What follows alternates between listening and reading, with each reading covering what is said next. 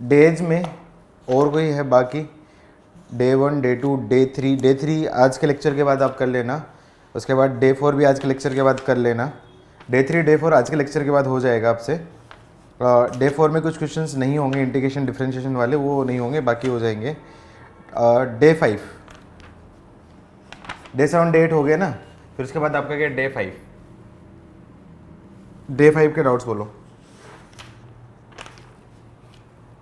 Day 5 के doubts बोलो। Answers correction थे काफ़ी सारे डे 5 में, डे 5 में आई थिंक काफ़ी आंसर करेक्शन थे, तो वो मैंने भेज दिए हैं आई थिंक। कुछ इनकेस रह गए हो तो वही डाउट होंगे, मुझे लगता है कि कुछ रह गए होंगे, शायद सारे नहीं भेज पाया था मैं, एक आध भेज नहीं पाया था, तो वो शायद वो डाउट हो सकता है। डे 5 डाउट, अरे इतना क्या टाइप कर रहे हो भाई, डर लगा है। थ्योरेटिकल डाउट डे 5 में question number 20, in how many, आपका क्या याद रखा है, नॉन सिंगुलर। अब देखो ये जो नॉन सिंगुलर है, तो नॉन सिंगुलर मतलब ये आपका क्या डिटरमिनेंट ऑफ ए बताता हूँ, इसकी वैल्यू आपके क्या निकालता हूँ। तो डिटरमिनेंट ऑफ ए आपका क्या दे रखी है आपकी, एक्स की भी, इसकी शायद वैल्यू एक्स आती है, और x आती है, तो उसने क्या बोला, x की वैल्यू क्या ले रहा है आपका, x की टर्म में आती है, और x की वैल्यू -4 से -1 के बीच में है। तो -4 से -1 के बीच में x की फाइनाइट वैल्यू होगी, तो उसी के वैल्यू के रिस्पेक्टिव ये इसका आंसर फाइनाइट आंसर आएगा। जब इसका डिटरमिनेंट का एक्सपेंशन करोगे तो x की टर्म में आएगा, लेकिन इसने क्या बोला, x बाउंडेड है बिटवीन -4 to -1, तो -4 to -1 के बीच की वैल्यू ले सकता है, तो उसी के हिसाब से x की फाइनाइट वैल्यू ही पुट होगी, तो फाइनाइट ही आंसर्स आएंगे। ठीक है, और डाउट?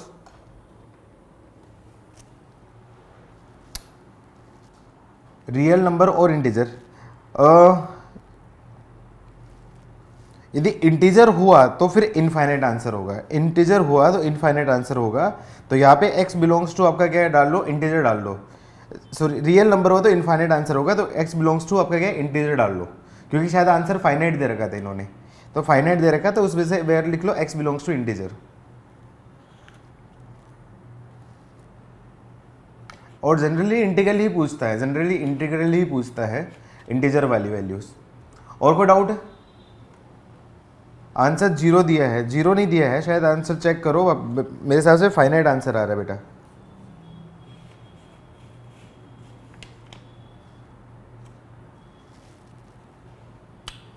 ठीक है, और कोई डाउट है? और कोई डाउट है?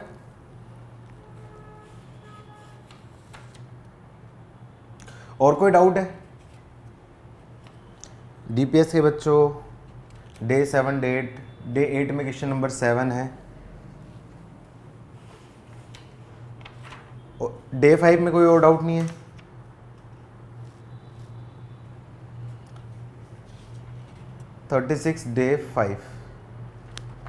डे 5 में 36, डे 5 में 36।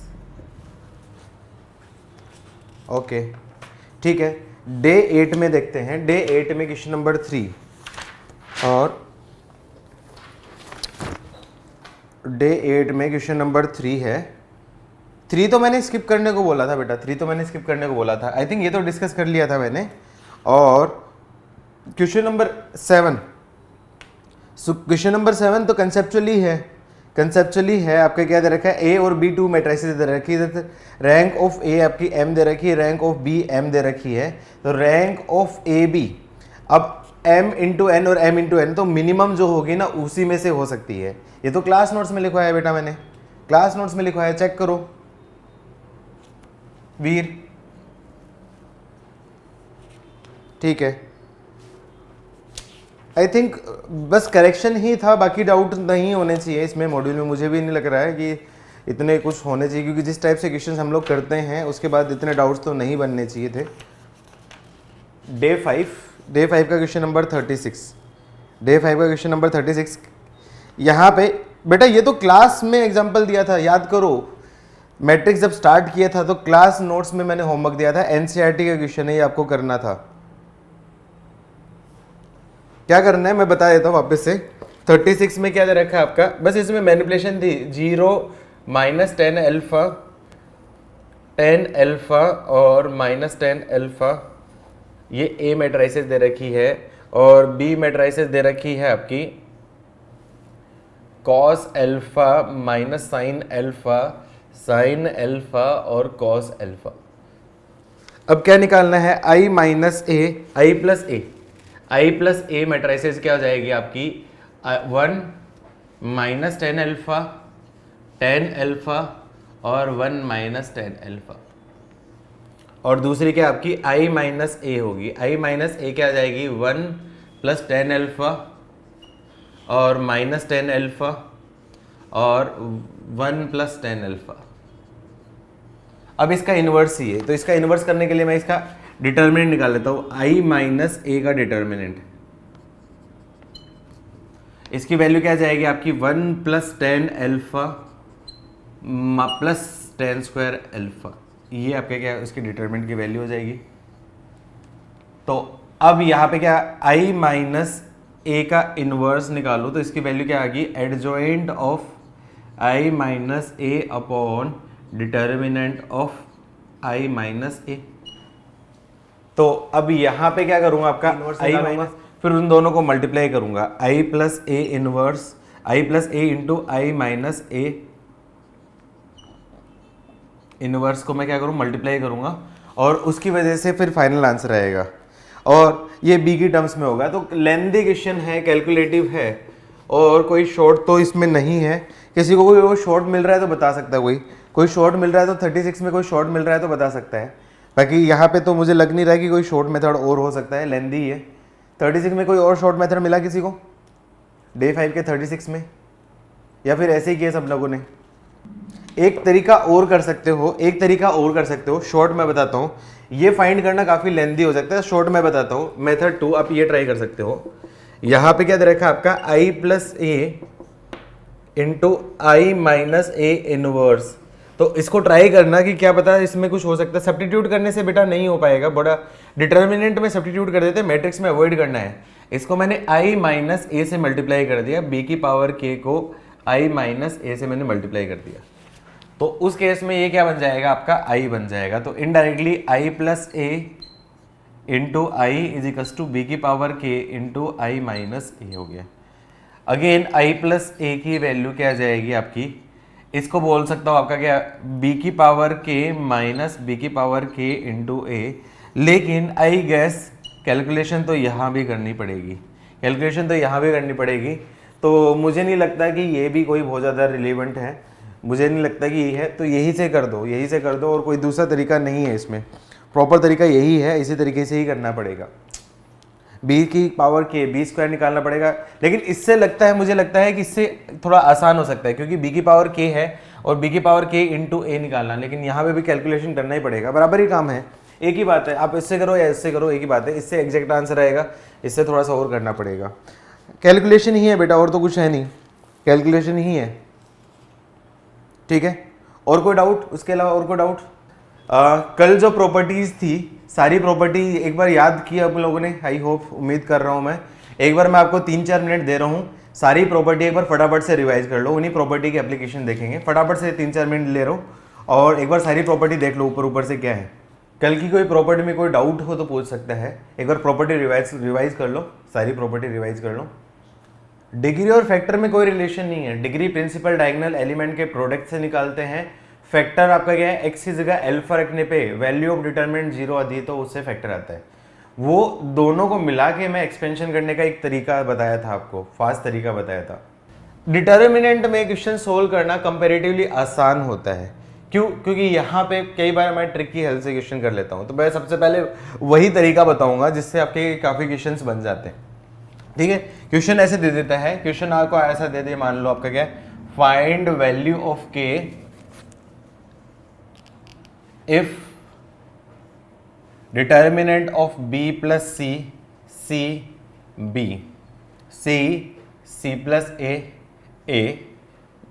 B a plus b is equals to k into a B c. और के की वैल्यू दे रखी है, ऑप्शन दे रखा है आपका 1 B2 C3 और D4 और E आपका क्या है, नन ऑफ दीज। अब देखो यहां पे इस क्वेश्चन में क्या समझ में आया कि ये एक वेरिएबल और आंसर भी वेरिएबल है, तो k की value indirectly a B c की वैल्यू के ऊपर डिपेंड कर रहा है। तो ऐसे क्वेश्चन में एक तरीका तो आपका क्या, एनसीईआरटी में प्रॉपर तरीके से एक्सपेंशन करके सोल्व करो, या फिर ऑपरेशन लगा के उसको सिंप्लीफाई करो, या फिर आपको डायरेक्टली k की वैल्यू पुट करनी है तो k की वैल्यू कोई भी ऐसी वैल्यू पुट कर दो जिससे अपन आंसर ला सकते हैं। अब ध्यान रखना k की वैल्यू कुछ ऐसी एबीसी की वैल्यू रख दो, ऐसी वैल्यू मत रखना जिससे आपका आंसर सेम हो। मतलब कोशिश करना कि जीरो तो मत ही रखना, जीरो किसी की मत रखना, सेम रख सकते हो। सेम कब रखोगे, जब ऑप्शन सेम टाइप के नहीं हो तब आप सेम रख सकते हो, वरना आप डिफरेंट रखने की कोशिश करना। तो a = 1, b = 2, c = 3 रख सकते हो जब ऑप्शन आपके सेम नहीं बन रहे। वैसे यहाँ पे देखोगे ऑप्शन सारे डिफरेंट है, तो यहाँ पे मैंने सेम भी रखा तो कोई फर्क नहीं पड़ेगा। तो मैंने क्या कर देता है इसमें, ए पुट a = 1, b = 1 और c = 1, ए बी सी तीनों की वैल्यू 1 पुट कर दी।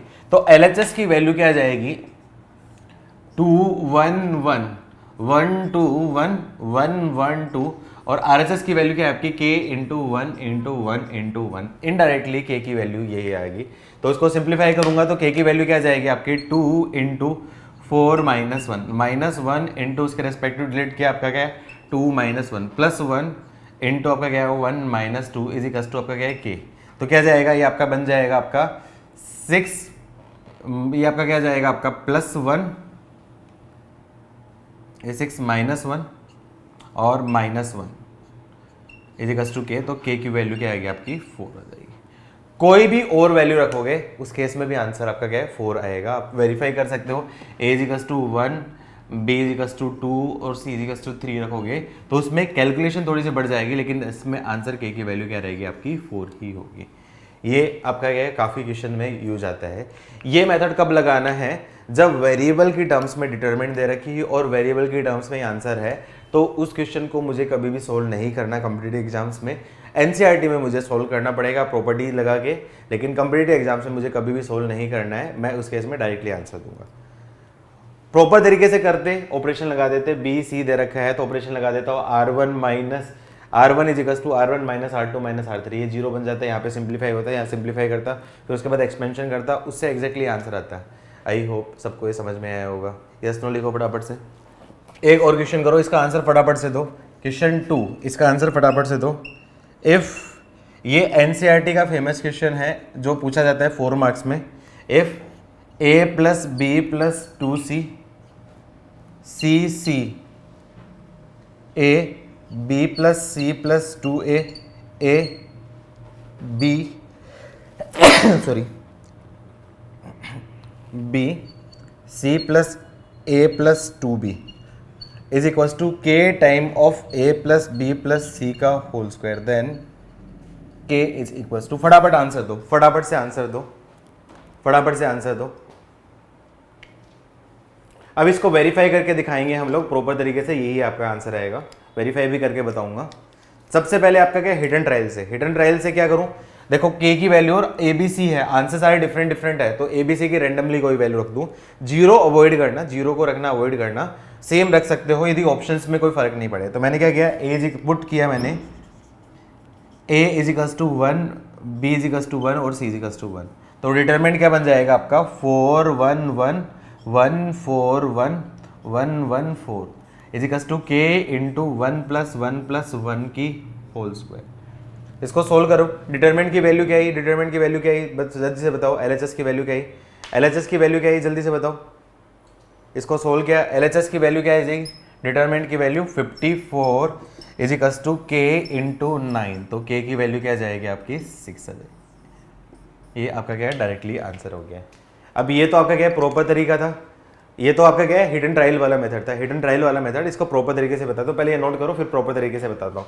अब गैस करो प्रॉपर तरीके में क्या ऑपरेशन लगा सकते हैं, कोई बताना चाहेगा ऑपरेशन क्या लगा सकते हैं प्रॉपर तरीके से। ऑपरेशन सबसे पहले जिसको देख के क्या स्ट्राइक होना चाहिए ऑपरेशन, देखो सबसे पहले देखो R1 + R2 + R3 यदि ये लगाया ध्येय को, तो A B 2C 2C C A B 4C हो जाए, कोई फर्क नहीं पड़ेगा। लेकिन यदि मैं इसको ऐड करूं तो 2A, इसको ऐड किया 2B, 2A + 2B + 2C, तो ये आपका क्या ऐड हो जाएगा। सिमिलरली ये भी ऐड हो जाएगा, सिमिलरली ये ऐड हो जाएगा। तो रो को ऐड करने से कोई बेनिफिट नहीं होगा, यहाँ पे सोचना पड़ेगा। ऑपरेशन लगाना काफी अच्छा काम होता है, मतलब कि हमारा दिमाग लगाना पड़ता है वहां पे। तो यहाँ पे सोचूंगा तो पहला ऑपरेशन क्या आपका C1 is equal to C1 plus C2 plus C3। इस ऑपरेशन लगाने से क्या जाएगा, A प्लस A आपका क्या होगा 2A, B plus B plus 2B plus 2C, C plus C 2C, B plus B plus 2B plus 2A, C plus C 2C plus 2A plus 2B। बाकी दो रो as it is, बाकी दो column as it is, इसके ऊपर मैंने कुछ लगाया नहीं तो मैंने क्या कर दिया A B plus C plus 2A और A, ये क्या आपका B C plus A plus 2B।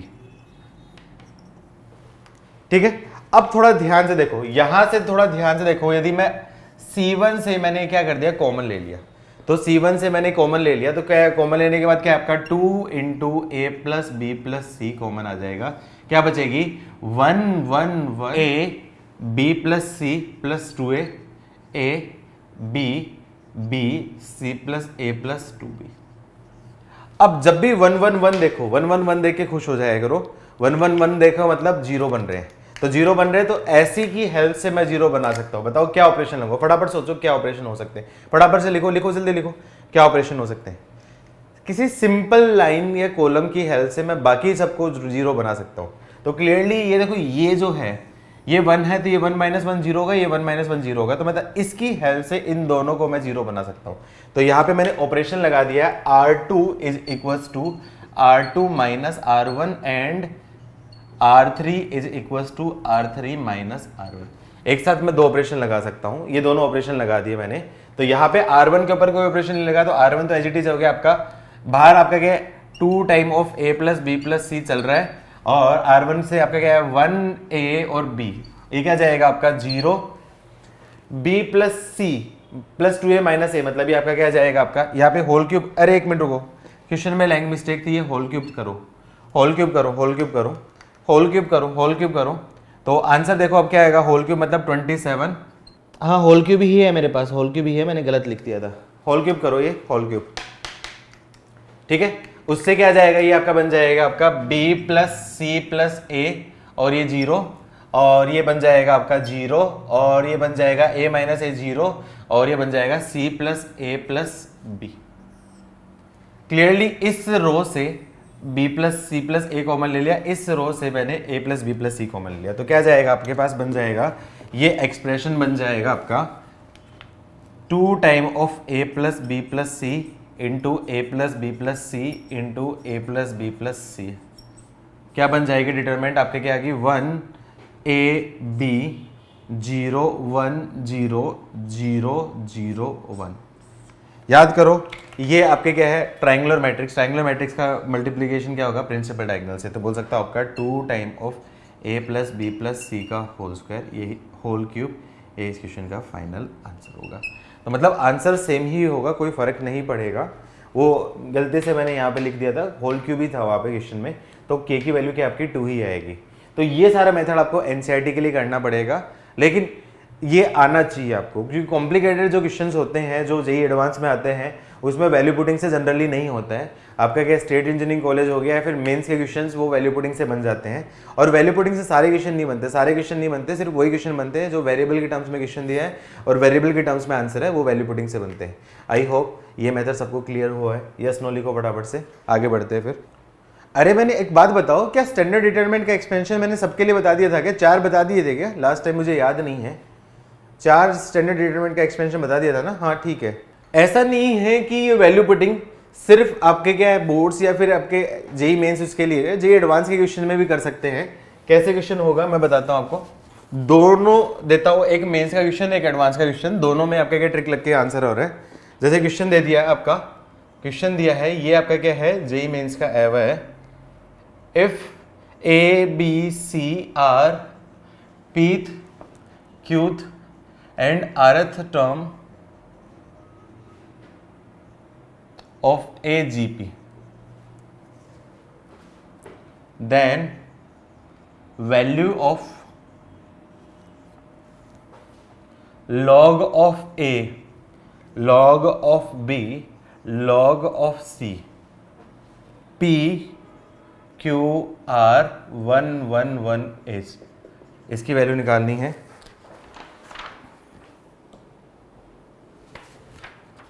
Similarly ये जेई एडवांस का क्वेश्चन है। जेई एडवांस मतलब पुराने टाइम में आईआईटी हुआ करती थी, उसके इसमें क्वेश्चन दे रखा है if A1 A2 A3 and so on AN are in GP then value of determinant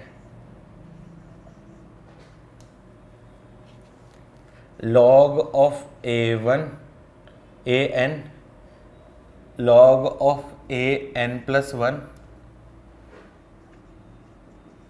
log of AN plus 2 log of AN plus 3 log of AN plus 4 log of AN plus 5 log of AN plus 6 log of AN plus 7 log of AN plus 8 is। देखो दोनों का answer zero होगा, इसका answer भी zero है, इसका answer भी zero है। कैसे? पहले मैं ट्रिक की हेल्प से बताता हूं, फिर प्रॉपर तरीके से। ट्रिक की हेल्प से मैं क्या बोलूं, A B C R pth qth and rth term of GP. तो जीपी मान लो, कोई भी जीपी मान ली 2 4 8, ये आपकी क्या है जीपी होगी, और ये आपकी क्या आएगी फर्स्ट टर्म, ये आपकी क्या है सेकंड टर्म, और ये आपकी क्या है थर्ड टर्म। मैं रेंडमली कोई भी जीपी मान ली। अब उसने क्या दे रखा है, ए बी सी वैल्यू दे रखी है और ये है, तो ये वैल्यू ए की होगी, ये वैल्यू बी की होगी, और ये वैल्यू सी की होगी, और ये वैल्यू पी की होगी, ये वैल्यू क्यू की होगी, और ये वैल्यू आर की होगी।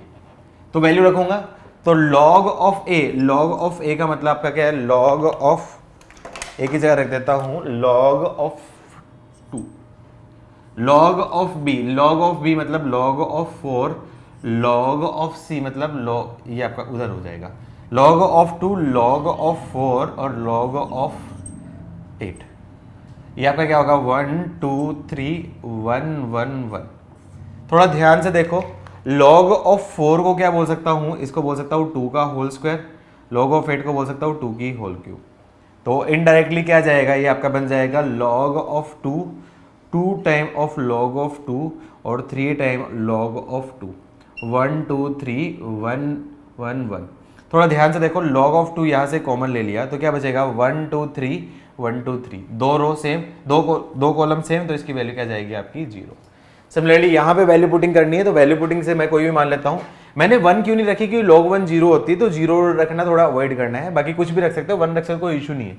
यहाँ पे जीपी मान लेनी है, जीपी है तो 2 4 8 16 32 64 128 256 512 1024, ये मैंने क्या मान लिया आपकी क्या है जीपी मान ली।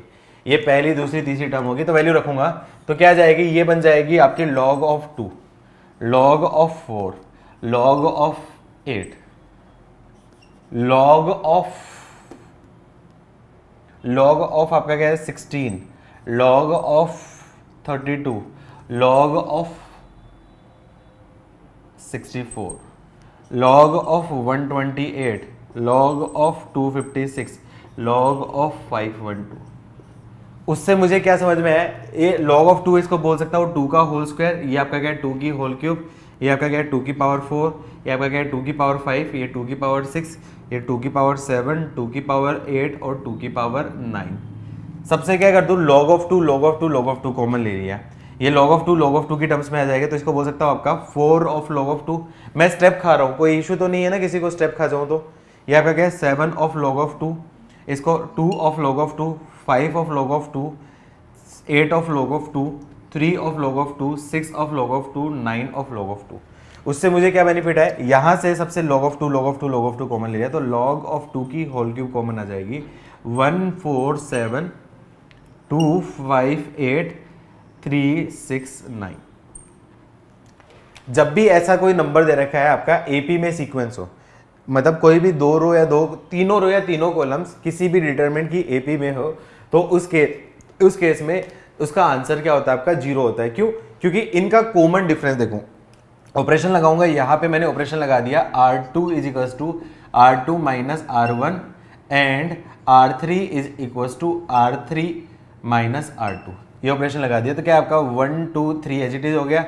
इसमें से कर दिया तो 3 3 3, इसमें से कर दिया तो 3 3 3, ये दोनों सेम है तो इसकी वैल्यू क्या जाएगी आपकी 0 हो जाएगी। तो दोनों क्वेश्चन वैल्यू पुटिंग से बन रहे थे। प्रॉपर मेथड इनके अगेन लेंदी हैं, मैं तुमसे एक्सपेक्ट कर रहा हूँ कि प्रॉपर तरीके से करोगे। प्रॉपर तरीके से कैसे करोगे मैं बता देता हूँ। जनरल केस में आप क्या मान लो, ए की वैल्यू मान लो आपका क्या एपी जीपी मान लो, ये प्रॉपर मेथड है। प्रॉपर मेथड आप खुद से सोल्व करोगे। प्रॉपर मेथड क्यों है, क्योंकि एनसीईआरटी में पूछा जा सकता है। प्रॉपर मेथड क्या आपका जीपी मान लोगे, जीपी जिसकी फर्स्ट टर्म ए फर्स्ट टर्म है और आर कॉमन रेशियो है, तो ए की वैल्यू क्या बोल सकता हूँ, ए इज इक्वल्स टू क्या आपका जीपी की nth टर्म क्या होती है, ए आर की पावर n माइनस वन, तो ए कैपिटल ए इंटू आर की पावर p माइनस वन, ये ए की वैल्यू होगी। बी की वैल्यू क्या आएगी, ए इंटू आर की पावर q माइनस वन, और सी की वैल्यू क्या है आपकी ए इंटू आर की पावर r माइनस वन, ये ए बी सी की वैल्यू होगी। फिर दोनों तरफ लॉग लूंगा, तो लॉग लेने से क्या होगा, लॉग m प्लस n में ब्रेक होगी, तो ये क्या बन जाएगी, लॉग ऑफ ए की वैल्यू क्या है आपकी log of capital A plus p minus one into log of r. Log of b की वैल्यू क्या जाएगी, log of capital A plus q minus one into log of r, और log of c की value क्या जाएगी, log of a plus r minus one into log of capital R. अब देखो first column के सारे एलिमेंट्स दो elements के सम में ब्रेक कर सकते हैं, तो इसको मैं दो डिटरमिनेंट्स में ब्रेक करूंगा। पहली कौन सी, log of A, log of capital A, log of capital A, log of capital A, आगे P Q R A 1 1 1 as it is है। Log of capital A common ले लूंगा तो 1 1 1 1 1 1, तो इसकी वैल्यू क्या आ जाएगी 0। सेकंड में देखूंगा p minus one into log of r, q minus one into log of r, r minus one into log of r, p Q r 1 1 1। Operation लगाऊंगा तो यहां से आपका क्या, इसमें से R1 में से C1 में से C1 minus C2 minus C3, 0 0 0 आ जाएगी, तो उसकी वैल्यू क्या, C1 is equals to C1 minus C2 plus C3, तो यहाँ पे क्या बनेगा आपका, ये बनेगा आपका P minus one minus P plus one, तो इसकी वैल्यू क्या आ जाएगी 0। Q minus one plus Q minus Q plus one, ये भी क्या आ जाएगा 0। इस तरीके से इसकी वैल्यू भी क्या होगी 0। सेम मेथड आपका क्या यहाँ पे लगना है। तो I hope method, proper method भी सबको क्लियर हुआ, यस नो लिखो। प्रॉपर मेथड से आप कर लेना, घर पे करना है, प्रॉपर मेथड से सोल्व करना है, आपको जगह छोड़ देना प्रॉपर मेथड से करने के लिए। अब जो स्टैंडर्ड एक्सपेंशन बताया था उनकी एप्लीकेशन बताता हूँ कि वो कितनी इंपॉर्टेंट हो सकती है। वो सेम क्वेश्चन आपका क्या 2 बार आ चुका है। ये वाला क्वेश्चन एक बार आपका क्या जेई एडवांस में भी आ चुका है और जेई मेंस में भी आ चुका है, रिपीट हुआ है ये question, same to same pattern का क्वेश्चन रिपीट हुआ है। कैसे दे रखा था आपका, if a is not equals to b is not equals to c and if determinant दे रखी है ऐसी a b c, A square B square C square और 1 plus A cube 1 plus B cube 1 plus C cube is equals to 0, then A B C is equals to. ये आपका question 2 बार आ चुका है। JEE advance IIT JEE में भी आया था, ये same to same question repeat हुआ था जेई मेंस 2017-18 के टाइम में, उस टाइम रिपीट हुआ था।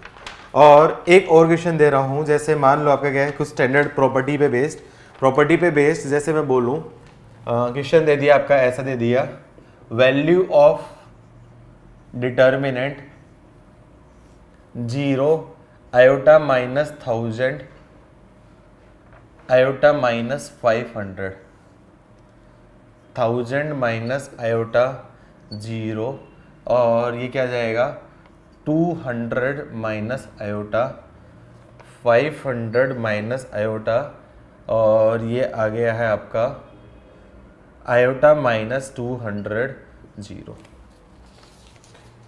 ये दोनों डायरेक्टली प्रॉपर्टी पे बेस्ड क्वेश्चन है। क्या सेकंड का आंसर आप डायरेक्टली बता सकते हो? सेकंड का आंसर डायरेक्टली बता सकते हो, इसका आंसर आप बता सकते हो क्या होगा? अब यहां पे इसका एक्सपेंशन मत कर जाना, एक्सपेंशन मत करना, क्यों? क्योंकि याद करो ये ओड ऑर्डर की स्क्यू हेर्मिटियन मैट्रिक्स है।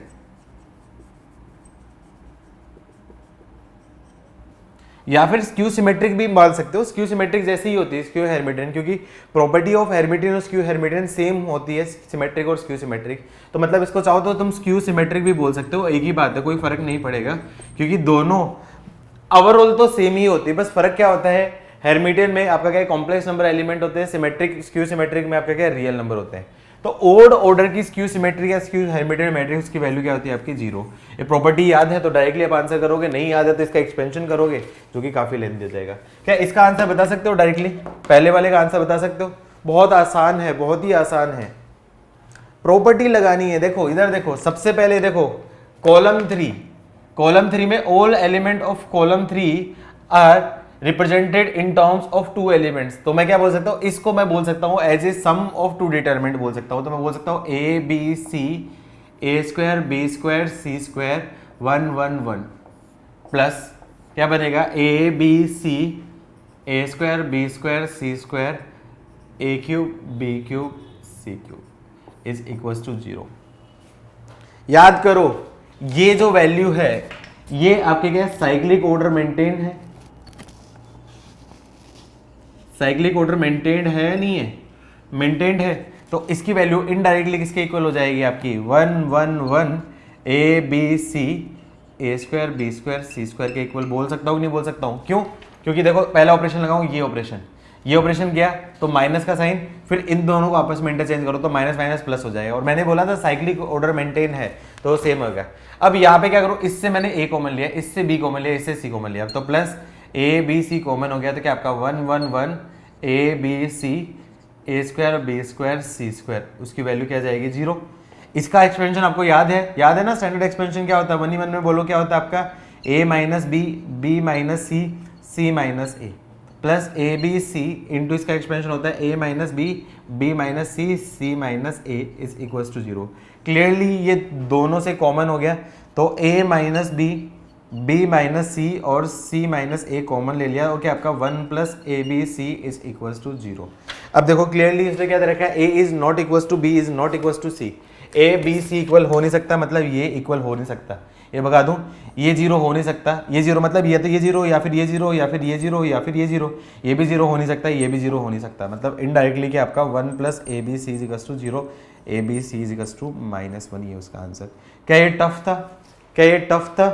जो नहीं बना इतना टाइम लगा है तो बनना चाहिए था ना यार, ये तो गलत बात है, ऐसे क्वेश्चन तो नहीं बनने, तो ये तो गलत बात है, ये तो देख के आंसर आना चाहिए था। मेहनत करने की जरूरत है यार डीपीएस वालों तुम लोग। नेक्स्ट कैसा क्वेश्चन पूछा जाता है, एनसीईआरटी में पूछा जाता है, ये मैं होमवर्क दे रहा हूं, मैं क्लास में नहीं कराऊंगा, ये मैं होमवर्क दे रहा हूं तुम लोगों को।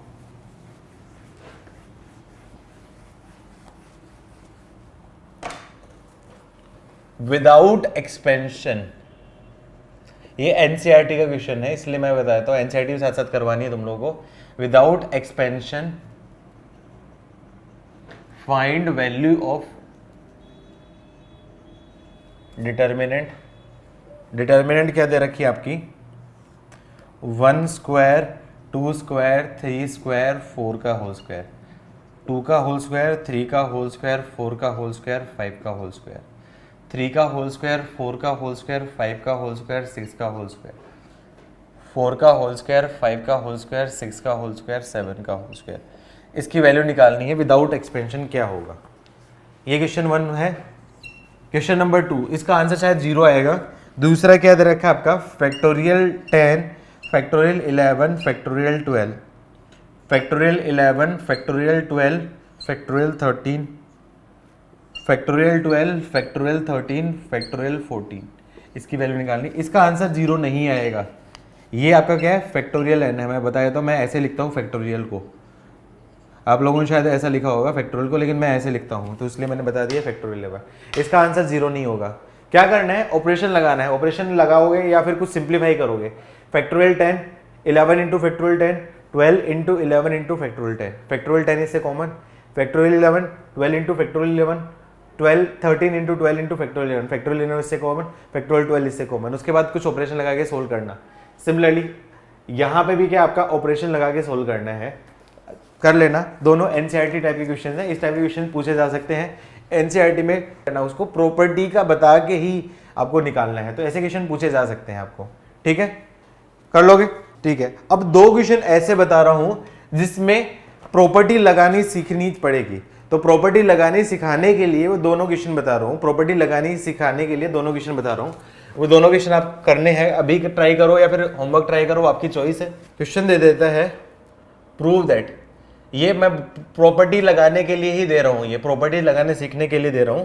Prove that 1 plus a 1 1 1 1 plus b 1 1 1 1 plus c is equals to a B C into 1 upon A plus 1 upon B plus 1 upon C plus 1। या फिर इसका आंसर ये भी पूछ सकता है आपका A B C plus A B plus B C plus C. इसको एक्सपेंड करूंगा, मल्टीप्लाई करूंगा तो ये आंसर होगा। लेकिन ये आंसर कैसे लेके आना है ये सोचना बड़ा इंपॉर्टेंट है, इसी के लिए मैं करवा रहा हूं ये question. Think again, next question ये भी आपके क्या दिमाग के दरवाजे खोलेगा यदि आप सोचना चाहोगे तो। Prove that a square plus 1 a b a c a b b square plus 1 b c a c c a B c c square plus 1 और ये आपका क्या सी है, साइक्लिक ऑर्डर में डिस्टर्ब नहीं करता हूँ, is equals to 1 plus a square plus B square plus C square. जिस फॉर्म में प्रूफ लाना है उसके लिए। अब बताओ यहाँ पे क्या ऑपरेशन हो सकता है, पहले में क्या ऑपरेशन हो सकता है बताओ। गुड, स्ट्राइक हो गया। देखो किस फॉर्म में चाहिए, 1 upon a 1 upon B 1 upon सी चाहिए, तो ठीक है, अब आई थिंक हो गया। तो यहां से R1 से मैंने क्या ले लिया, 1a कॉमन ले लिया, R2 से मैंने क्या ले लिया, b कॉमन ले लिया, और R3 से मैंने क्या ले लिया, आपका c कॉमन ले लिया। तो उससे क्या बन जाएगा आपका a b c, और क्या जाएगा आपका 1 upon A plus 1 1 upon a 1 upon a 1 upon B 1 upon B plus 1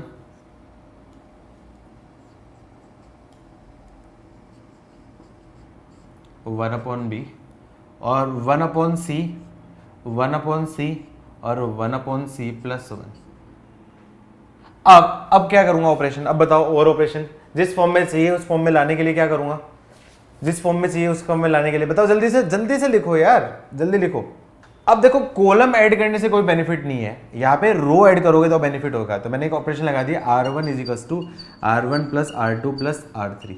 तो यहाँ से क्या आपका 1 upon a 1 upon B 1 upon C 1 upon a 1 upon B 1 upon C 1 upon a 1 upon B 1 upon C 1 upon c. तो क्या जाएगा, मैं directly लिख देता हूँ ए बी सी, और यहाँ पे आपका क्या जाएगा, आपका 1 अपॉन ए plus 1 upon B plus 1 upon सी प्लस 1, और ये क्या बन जाएगी आपकी 1 1 1 1 upon B 1 upon B plus 1 1 upon B 1 upon सी 1 अपॉन सी और 1 अपॉन सी प्लस 1।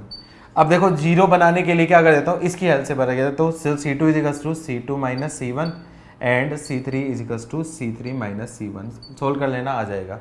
आगे मेरा इंटरेस्ट नहीं, छोड़ देना। ये यहाँ पे डिफिकल्ट है थोड़ा स्ट्राइक होना, तो यहाँ पे बताओ क्या कर सकते हैं, मेरा इंटरेस्ट इसी में है, बताओ। वो तो हो जाएगा, छोड़ दो उसको। अब इसमें देखो A square plus B square plus C square plus 1 लाना है, A square plus B square plus C square plus 1 लाना है, A square plus B square plus C square plus 1 लाना है। तो क्या कर सकता हूँ, क्या कर सकता हूँ, A square plus B square plus C square plus 1 लाना है, तो उसके लिए क्या कर सकता हूँ, divide by a B c से बेटा हो नहीं पाएगा, divide by a B c से हो नहीं पाएगा। तो यहाँ पे मैं बता देता हूँ ये डिफिकल्ट टू स्ट्राइक है, इसलिए मैं बता रहा हूँ। और वैल्यू पुटिंग से तो सबसे बन जाएगा, लेकिन एनसीईआरटी में मान लो यदि 4 मार्क्स या 6 मार्क्स में दे देगा, तो मैं गारंटी देके बोल रहा हूँ कि तुम में से मुश्किल से सिर्फ 10% ऐसे बच्चे होंगे जिनसे बन पाएगा। तुम में क्या है, मैं जनरली बच्चों से ही 20% बच्चों से बन पाता है, क्योंकि यहाँ पे स्ट्राइक नहीं होगा कि क्या होगा, ठीक है। तो यहाँ पे क्या करना है, सबसे पहले मेरे को कुछ मल्टीप्लाई डिवाइड करके कुछ सेम पैटर्न में बनाना है, A square plus B square plus C square उस फॉर्म में बनाना है। तो प्रॉब्लम कौन दे रहा है, ये 1 अभी डायरेक्टली मैं ऐड करूंगा तो फिर दिक्कत होगी, क्योंकि यहाँ पे आपका क्या ए की टर्म्स है, यहाँ पे ए बी की टर्म्स है, यहाँ पे ए सी की टर्म्स है। मुझे स्क्वायर टाइप से बनाना है, तो स्क्वायर बनाने के लिए मैंने क्या कर दिया, सबसे पहले C1 को मैंने मल्टीप्लाई कर दिया A इंटू C1 से, C2 को मल्टीप्लाई कर दिया A इंटू C2 से, एंड C3 को मल्टीप्लाई B इंटू C2 से, और C3 को मल्टीप्लाई कर दिया C इंटू C3 से। वो करने से मुझे क्या बेनिफिट है, मुझे इस टर्म को एडजस्ट करना है। सबसे पहले मैं ये जो टर्म है इसको मैं एडजस्ट करने के लिए मैंने ऐसा किया है। उससे मेरे पास क्या जाएगा, ABC से मैंने यहाँ पे क्या है मल्टीप्लाई किया, तो कंपनसेट करने के लिए ABC से डिवाइड भी करना पड़ेगा। तो क्या जाएगा आपके पास A क्यूब प्लस A और A स्क्वायर B, और क्या बन जाएगा आपका CA स्क्वायर। इसको B से मल्टीप्लाई किया, AB square B cube plus B और B स्क्वायर C। ये क्या बन जाएगा आपका, C से C cube A, C square A, BC square C cube plus C। I think अब आपको काफी हद तक समझ में आ गया। अब थोड़ा ध्यान से देखो, यदि मैं इस पूरी रो से यदि मैं A कॉमन ले लूं तो मेरे पास बन जाएगा। सिमिलरली इस पूरी रो से मैं B कॉमन ले लूं तो मेरे पास उस स्टैंडर्ड में बन जाएगा। इस पूरी रो से C कॉमन लूं तो मेरे पास स्टैंडर्ड बन जाएगा। तो मैं क्या करूं, taking common A B C from R1 R2 और R3, तो क्या जाएगा आपका ABC बाहर कॉमन हो गया, अपॉन ABC बचेगा, कोई फर्क नहीं पड़ा। इसके बाद क्या बचेगा आपका A square plus 1 B square C square. ये बन जाएगा आपका A square B square plus 1 C square, और ये क्या बन जाएगा आपका A स्क्वायर B स्क्वायर और C square plus 1। I think अब तो तुम निकाल ही लोगे। अब क्या करना है, ऑपरेशन लगा देना है आपका। C1 ये कैंसिल हो जाएगा, C1 plus C2 plus C3, उसे कॉमन ले लेना, बाकी को सोल्व कर लेना, आ जाएगा। तो ये जो थे ना, यही डिफिकल्ट थे और यही आपके लिए एक इम्पोर्टेंट होता है, उसी वजह से मैंने बताया है। आई होप बेटा इस टाइप के क्वेश्चन अब कर लोगे, यस नो लो। ये काफ़ी इंपॉर्टेंट है, एनसीईआरटी में भी दे रखा है और ये डिफ़िकल्ट टू स्ट्राइक है, इस वजह से मैंने करवाया है। ये काफ़ी अच्छा क्वेश्चन है, आप नोट करो। सेकंड वाला फिर से बताऊं, देखो सबसे पहले क्या है, ये देखो प्रॉब्लम कौन दे रहा है, ये ABBCC देखो स्क्वायर टाइप की कोई है नहीं, तो स्क्वायर टाइप से मुझे बनाना पड़ेगा। तो स्क्वायर टाइप से बनाने के लिए मैंने क्या कर दिया, इस पूरी एक्सप्रेशन को A से मल्टीप्लाई कर दिया, इसको मैंने B से मल्टीप्लाई कर दिया, इसको C से मल्टीप्लाई किया। क्यों, मैंने इसको देखते हुए, तो मेरे पास क्या आ गया, ये आ गया। अब देखो मुझे A square B square C square बनाना है, तो ये A क्यूब है B क्यूब है C क्यूब है, तो क्लियरली A कॉमन लेना है। अब A कॉमन लूंगा तो ये को दोनों से कॉमन हो जाए, तो ये एक्स्ट्रा A था और ये एक्स्ट्रा A था, तो मैंने इस पूरी रो से मैंने A कॉमन ले लिया, इस पूरी रो से मैंने B कॉमन ले लिया, इस पूरी रो से मैंने C कॉमन ले लिया। अब ABC कैंसिल हो जाएगा और बच जाएगा जो स्टैंडर्ड फॉर्म है, उसी फॉर्म में आपका आंसर आ जाएगा। बस यही चीज़ स्ट्राइक होनी थी। इस स्पेसिफिक इस पोर्शन से IIT JEE में कम से कम मैं बोलूँ 20 से 25 क्वेश्चन आए हुए हैं। IIT JEE में स्पेसिफिक इसी पोर्शन से 20 से 25 क्वेश्चंस आए हैं, एक्सपेंशन प्रॉपर्टीज से related. For positive XYZ find numeric value of 1 log of base x input y log of x base input z, log of y base input x 1 log of y base input z, log of z base input x log of z base input y 1। और उसी type का ये question और है, ये question है value of expansion दे दिया आपका x1 plus 1 omega omega square, omega x plus omega square 1 omega square 1 x plus omega, where omega क्या दे रखा आपका क्यूब रूट ऑफ यू। ठीक है, आई थिंक आ गया, आई थिंक सबका आ गया 0। क्यों, क्योंकि यहाँ पे देखोगे आप बेस x है, यहाँ पे बेस y है, यहाँ पे बेस z है। प्रॉब्लम कौन दे रहा है 1, तो 1 को मैं क्या बोल सकता हूँ log of x base x input, इस 1 की जगह क्या बोल सकता हूँ log of y base y input, और इस 1 की जगह लिख सकता हूँ लॉग ऑफ 1 की जगह लिख दिया z बेस z इनपुट। उससे बेनिफिट क्या होगा आपका, बेस चेंज प्रॉपर्टी याद है, बेस चेंज प्रॉपर्टी याद है सब लोगों को। बेस चेंज क्या होगा log of 10 base a base b, इसको क्या बोल सकता हूँ log of 10 base b upon log of 10 base a। तो क्या कर देता हूँ, सबसे पहले इस 1 की जगह मैंने रिप्लेस कर दिया ये यहाँ पे स्टेप 2, यहाँ पे स्टेप 2 ये क्या जाएगा, ये लिख देता हूँ log of x base x, इसको मैंने रिप्लेस कर दिया log of y base y, और इसको रिप्लेस कर दिया, ये बन जाएगा log of z base z। अब यहाँ पे मैं क्या कर देता हूँ, बेस चेंज प्रॉपर्टी लगाया, तो बेस चेंज प्रॉपर्टी बोलूँ तो क्या आपका log of 10 base x upon log of 10 base x, log of 10 base y upon log of 10 base x, log of 10 base z upon log of 10 base x upon log of 10 base x upon log of 10 base y, log of 10 base y upon log of 10 base y, log of 10 base z upon log of 10 base y। अब थोड़ा ध्यान से देखो, ध्यान से देखूंगा, ये पूरी रो से मैंने ये कॉमन ले लिया, तो मैं बोल लेता हूँ बाहर 1 upon log of 10 base x, ये पूरी रो से ये बाहर ले लिया। आगे थर्ड रो भी है, थर्ड रो मैंने लिखी, इससे आपका क्या है 1 upon log of 10 base y, log of 10 base x, log of 10 base y, log of 10 base z, log of 10 base x, log of 10 base y, log of 10 base z, दो रो same, तो answer क्या जाएगा आपका 0 हो जाएगा। I think सबका answer आ गया होगा। इसका आंसर है कोई, इसका आंसर है, जल्दी से बताओ कोई answer. C1 plus C2 plus C3, हाँ R1 plus R2 plus R3, C1 plus C2 plus C3, एक ही बात है, कुछ भी लगा दो, ठीक है, एक ही बात है। 1 omega omega square omega omega ये दे रखा है, तो मैंने क्या कर दिया, आपको पता है ओमेगा क्यूब की वैल्यू 1 होती है और 1 प्लस ओमेगा स्क्वायर की वैल्यू क्या होती है, 0 होती है।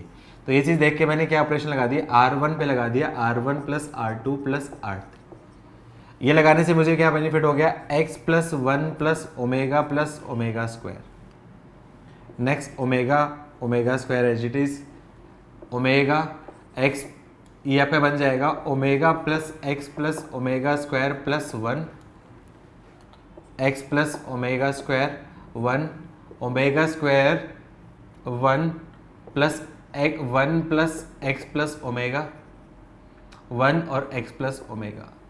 अब क्या कर देता हूँ, इस पूरे एक्सप्रेशन की वैल्यू क्या रख दी, 0, तो ये क्या आपका 0, ये 0, ये 0, और यहाँ से मैंने क्या कर दिया, x कॉमन ले लिया, तो x कॉमन ले लेने के बाद क्या बचेगा आपका 1 omega square 1 x plus omega square 1, और ये क्या बनेगा आपका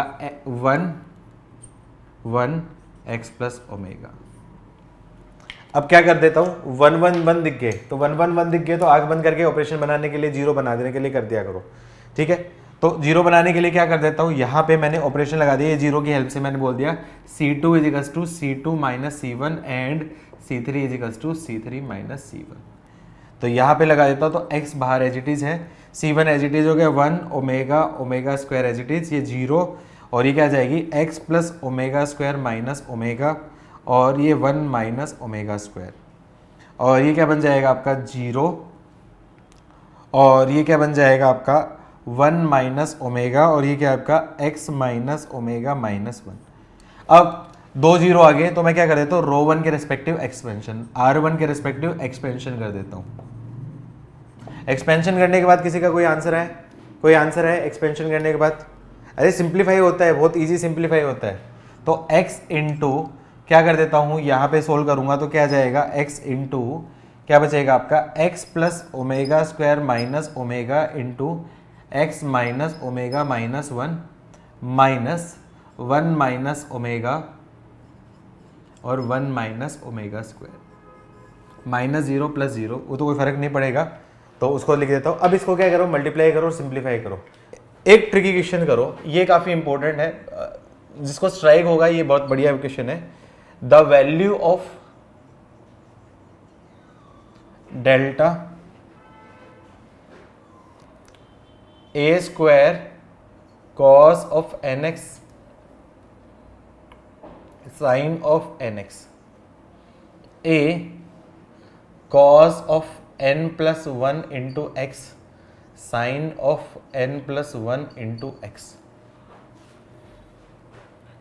1 cos of n plus 2 into x sin of n plus 2 into x is independent from. Option A है ए, बी है आपका एन, सी है बोथ और डी है आपका none.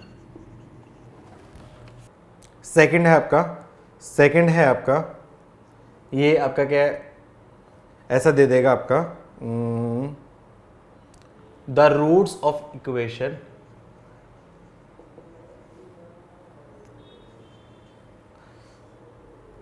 x2 7 3x6 7 2x is equals to 0 r। नहीं, मैंने यहां पे लिखा है एक ट्रिकी क्वेश्चन है, ये एक ट्रिकी क्वेश्चन है और जिसने किया है काफी चांसेस है वही क्वेश्चन बना पाएगा, बाकी नहीं बना पाएगा। अब ऐसे क्वेश्चन में इसमें देखोगे sine nx sine n plus one n x, sine cos n x sine n plus one n x, sine n x cos n plus one n x, cos n plus one n x sine n plus two n x, sine n plus one n x cos n plus two n x. मतलब इसमें directly expansion से ही होगा। कैसे होगा, मैं expansion कर दूंगा तो क्या आएगा, R1 के रेस्पेक्टिव एक्सपेंशन किया तो ए स्क्वायर इंटू दिस, तो क्या जाएगा आपका sine of n plus two into x into cos of n plus one into x minus cos of n plus two into x into sine of n plus one into x. समझ में आए क्यों benefit हुआ? Minus ए into उसके respective row delete करो और रो delete करो और कॉलम डिलीट करो, तो क्या बचेगा आपका, ये बन जाएगा आपका sine of n plus two into x into cos of N x minus cos of n plus two into x into sine of N x plus one, row delete करो कॉलम डिलीट करो, तो sine of n plus one into x into cos of N x minus cos of n plus one into x into sine n x. उससे क्या benefit मिलेगा, यहाँ पे क्या benefit मिलेगा, ये बन जाएगा sine a cos b minus cos a sine b. याद है क्या फॉर्मूला होता है इसका, sine a cos b minus cos a sine b formula होता है आपका sine of A minus b का फॉर्मूला होता है, sine of A minus b है। तो इनडायरेक्टली अब इस एक्सप्रेशन को मैं क्या बोल सकता हूँ आपका A square into sine of A क्या दे रखी है आपकी N x plus two X minus B क्या दे रखी है आपकी N x minus X minus A into sine of A minus B, तो sine of N x plus two X minus N x plus one into sine of N x plus X minus N x. उससे मुझे यहाँ पे क्या benefit हो गया आपका n x cancel n x cancel n x cancel, तो बन जाएगा आपका expression a square into sine of x minus A into sine of two x plus sine of x. तो क्लियरली है ये एक्सप्रेशन आपका क्या है, सिर्फ ए और एक्स की टर्म आ रही है, ए और एक्स की टर्म आ रही है, तो क्लियरली है ये जो एक्सप्रेशन है एन की कोई टर्म नहीं है, तो एंड से आपका क्या होगा इंडिपेंडेंट होगा, ये उसका आंसर। और ये क्वेश्चन आपका क्या है IIT JEE में आया हुआ है क्वेश्चन है। आया समझ में बेटा? यस नो लिखो।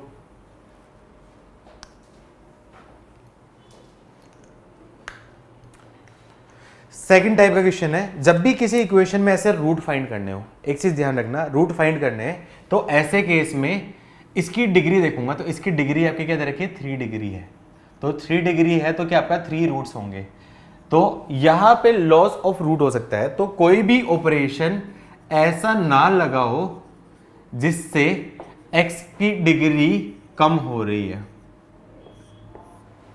x की डिग्री चेंज हो रही है, तो ऐसा कोई भी ऑपरेशन नहीं लगाना, मतलब सब्सट्रैक्शन वाला ऑपरेशन जिससे आपका क्या x वगैरह की टर्म टाइप की टर्म कैंसिल हो रही है, तो वो ऑपरेशन नहीं लगाना है ऐसे केस में, वरना लॉस ऑफ रूट हो जाएगा, एक रूट आपका क्या है लॉस कर दोगे। तो ऐसे केस में क्यूबिक इक्वेशन है तो 3 डिग्री है तो 3 रूट्स आएंगे। डायरेक्टली किसी ने ऐसा ऑपरेशन लगा दिया जिससे x की डिग्री कैंसिल हो रही है तो उससे लॉस ऑफ रूट हो सकता है। तो हमेशा ध्यान रखना है, ऐसे मॉड्यूल में भी कई क्वेश्चन है तो उसमें कोई भी ऑपरेशन ऐसा नहीं लगाना जिससे आपके x की डिग्री कैंसिल हो रही हो। तो मैं एडिशन वाला कर सकता हूँ। अब देखो ऐड करूँ, इन तीनों को ऐड किया तो x + 10, x + 4, x + 13, इससे तो कोई बेनिफिट नहीं हो, लेकिन इसको ऐड किया x + 9, x + 9, x + 9, तो ऑपरेशन लगा दिया R1 = R1 + R2 + R3, ये तीनों ऑपरेशन लगा दिए। तो यहाँ पे ऑपरेशन लगाने से मुझे क्या बेनिफिट हो जाएगा, ये बन जाएगा आपका x + 9 2 7, x + 9 x 6 और 9 + x 2x = 0। क्लियरली इससे मैं x + 9 कॉमन ले लूँगा, तो x + 9 कॉमन लिया तो क्या जाएगा आपका 1 1 1 2 x 2 7 6 x = 0।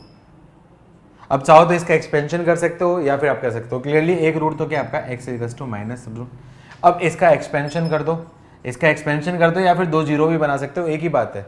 मेरे हिसाब से वो लगा देना चाहिए, ज़्यादा आसान क्या होगा यहाँ पे होगा। तो आपका क्या है, ध्यान से देखो, यदि x की जगह 7 हो जाएगा तो ये दोनों सेम हो जाएंगे, तो x = 7 तो आएगा ही आएगा। और उसके अलावा एक और बनेगी, तो क्या कर देता हूँ, ऑपरेशन लगा दिया C2 = C3 = C3 - C1। तो x = 9 तो एज इट इज 1 2 7 और एंड 0 बनाना है क्या, C2 = C2 - C1, ये क्या जाएगा 0 x - 2, ये क्या बन जाएगा -1 0 0 x - 7 = 0। तो क्लियरली है कि x = 2 और x = 7 और -7, ये इसके क्या होंगे, आपके रूट होंगे। आई गेस ये तो सबका सही होगा। अरे ये तो बोल दो यस नो, किस किस का सही था, फटाफट से बोलो। अरे बोल दो मेरे भाई लोगों, क्यों इरिटेट कर रहे हो, जल्दी से बोलो। गुड,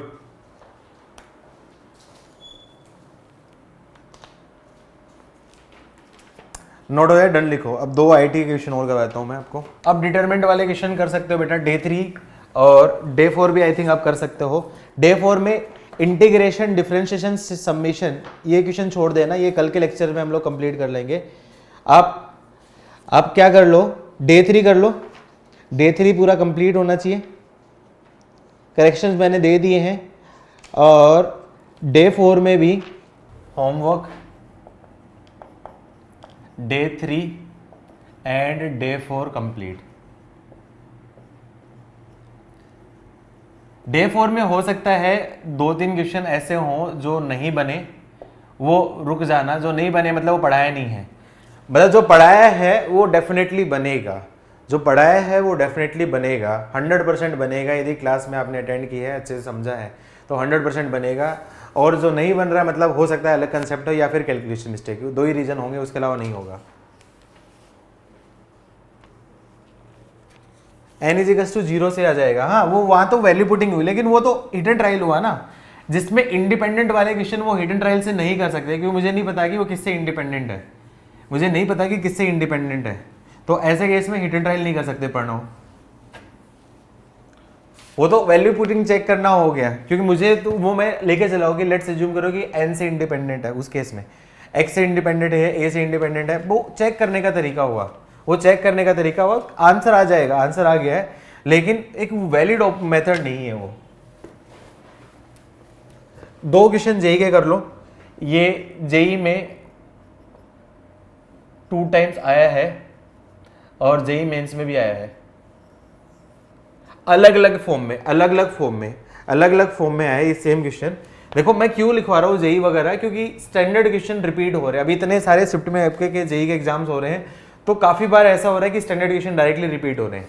तो जिन पे मैंने लगा दिया, मार्क करवा दिया है, तो उनको आप थोड़ा सा स्पेशल ट्रीट करो, मतलब जेई के क्वेश्चन है तो उनको थोड़ा सा अलग से ट्रीट करो कि हाँ उनका आंसर याद रख सकते हो या फिर मेथड याद रख सकते हो, ज़्यादा बेटर रहेगा, क्योंकि डायरेक्टली रिपीट होने के चांसेस बढ़ रहे हैं। क्वेश्चन क्या दे रखा है, if f(x) = 1 x - 1 x 2 x - 1 x - 1 x - 2 x x - 1, और ये बन गया आपका 3x minus 1 x minus 2 x minus 1 x minus 2 x minus 3 x minus 1 x minus 2 then f50 is equal to fx की वैल्यू इधर रखिए तो f50 की वैल्यू निकाल देनी है। देखो मैंने जो बोर्ड में करवाए हैं क्वेश्चन करवाए हैं तो काफी question 8 2 3 x minus 1 x minus 2 x minus 1 x minus 2 x minus 3 जो क्लास में कराए उसमें से काफी क्वेश्चन ऐसे भी होंगे जो आपके मॉड्यूल में भी मिलेंगे। तो आपका होमवर्क ऐसा नहीं है कि 60-70 क्वेश्चन है, उसमें से 8-10 क्वेश्चन तो हो सकता है क्लास नोट्स में मिल जाएंगे। क्वेश्चन है आपका, ये भी जेई में आया हुआ है, the number of real and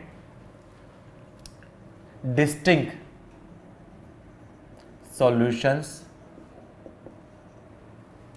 of the equation in interval -π to +π। और इक्वेशन दे रखी है आपको sin x cos x cos x cos x sin x cos x cos x cos x sin x is equal to 0। जितनी required थी उससे मैंने काफ़ी ज़्यादा प्रैक्टिस करवाई है आप लोगों को, सिर्फ और सिर्फ इसलिए करवाई जिससे आप कंफर्टेबल फील करो। एक लेक्चर एक्स्ट्रा लगेगा लेकिन एटलीस्ट तुम कंफर्टेबल फील करने चाहिए। मैं चाहता तो कल के लेक्चर्स के साथ भी कंप्लीट कर सकता था। इंटरवल -π to +π बेटा, -π to +π इसका आंसर है, इसका आंसर है। देखो वापस से लिखते हैं इसको, क्या है आपका 1x minus 1 x 2x minus 1 x minus 1 x minus 2 x minus 1 3x minus 1 x minus 2 x minus 1 x minus 2 x minus 3 x minus 1 x minus 2। क्या कुछ कॉमन आ रहा है क्या? क्या कुछ कॉमन आ रहा है? क्या कुछ कॉमन आ रहा है? ये आपका क्या fx है, fx को सिंप्लीफाई करता हूँ। देखो थोड़ा ध्यान से देखो, कुछ कॉमन है क्या? x x x clearly R3 से तो x कॉमन आ गया, और x minus 1 x minus 1 x minus 1 C2 से x माइनस 1 कॉमन ले लिया। और क्या कॉमन हो सकता है? x minus 1 x minus 2 x minus 1 x minus 2 x minus 1 x minus 2 C3 से x minus 1 x minus 2 common ले लिया। तो कॉमन लेने के बाद डायरेक्टली लिख देता हूँ, तो क्या जाएगा? कॉमन लिया तो x माइनस 1 x माइनस 2 और x माइनस 1 x माइनस 2, तो x माइनस 1 का होल स्क्वायर और x माइनस 2 कर देता हूँ। उसके बाद क्या लिख दिया है? ये जो कॉमन लेने के बाद क्या बचा? आपका बच गया है यहाँ पे, मैं बोल देता हूँ 1x minus 1 1 2x minus 2 1 3x minus 3 1। अब काफ़ी हद तक आ गया है, अब काफ़ी हद तक आ गया है तो मैं क्या करूँ? ऑपरेशन लगा देता हूँ। तो इसकी हेल्प से बाकी को लगा देता हूँ। C2 is equals to C2 minus C1 and C3 is equals to C3 minus C1। तो क्या जाएगा? x इंटू एक्स माइनस 1 का होल स्क्वायर x माइनस 2, क्या जाएगा आपका 1 1 1 2 x minus 1 x minus 2 minus x plus 1 minus 1 minus 2 1 0 0। Expansion करूंगा तो इसका एक्सपेंशन करूंगा तो क्लियरली fx की वैल्यू क्या जाएगी? 0। fx 0 है मतलब ये आपका क्या है? कांस्टेंट फंक्शन हो गया, कांस्टेंट फंक्शन हो गया। चाहिए अब यहाँ पे कुछ भी रखो, f50 रखो या फिर f100 रखो या फिर f2 रखो, इसका आंसर क्या जाएगा? f5 रखो, कुछ भी रखो, इसका आंसर हमेशा क्या होगा? आपका 0 आएगा। आया समझ में? यहाँ पे क्या करोगे? जल्दी से बताओ, यहाँ पे क्या करोगे? इसको सिंप्लीफाई करने के लिए क्या करोगे? 0 बनाने की कोशिश करूंगा।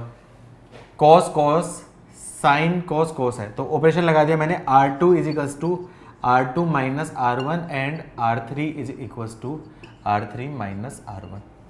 ठीक है, डायरेक्टली मैं ऑपरेशन डायरेक्टली एक्सपेंशन करूंगा तो काफी कॉम्प्लिकेटेड हो जाएगा, तो जीरो बनाने की कोशिश करो। तो यहाँ पे आपका देखो डिग्री चेंज नहीं होगी तो कोई फर्क नहीं पड़ेगा, डिग्री चेंज नहीं हो रही है यहाँ पे, डिग्री चेंज नहीं होगी।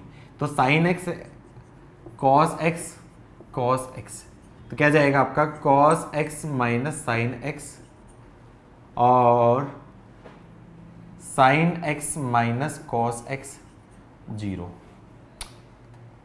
Cos X minus sine X zero और sine X minus cos X. उससे मुझे क्या बेनिफिट मिलेगा, इन दोनों से मैं क्या करूं sign X minus cos x common ले लिया और इन दोनों से भी sign X minus cos x ले लिया, तो क्या जाएगा बाहर sign X minus cos x का होल स्क्वायर, क्या बचेगा साइन एक्स कॉस एक्स ये बन जाएगा आपका -1 1 0 -1 0 1। अब एक्सपेंशन कर देना, तो इससे मुझे क्या समझ में है, एक सोल्यूशन तो क्या है आपका sine x is equals to cos x, तो मतलब आपका क्या है tan x is equals to 1, tan x equals to 1 देख लेना। और दूसरा सोल्यूशन आई थिंक इससे आ जाएगा, सोल्व कर लोगे आंसर आ जाएगा। किसी का आंसर आया तो बताओ कितने सोल्यूशन है, किसी का आंसर आया, किसी का आंसर आया, क्या कोई आंसर है? अरे कुछ तो बोल जाओ, कोई आंसर आया है या नहीं आया है? यार बहुत स्लो काम करते हो तुम लोग। चलो कोई नहीं, कर लेना, होमवर्क कर लेना, मिलते हैं कल नेक्स्ट क्लास में। Okay bye bye. और थोड़ा पढ़ लो यार, पढ़ लो, गुस्सा आती है कई बार, इतने इनपुट लगते हैं तो तुम पढ़ते नहीं हो, फिर अच्छा नहीं लगता है, पढ़ लिया कर थोड़ा सा। चलो मिलते हैं, बाय।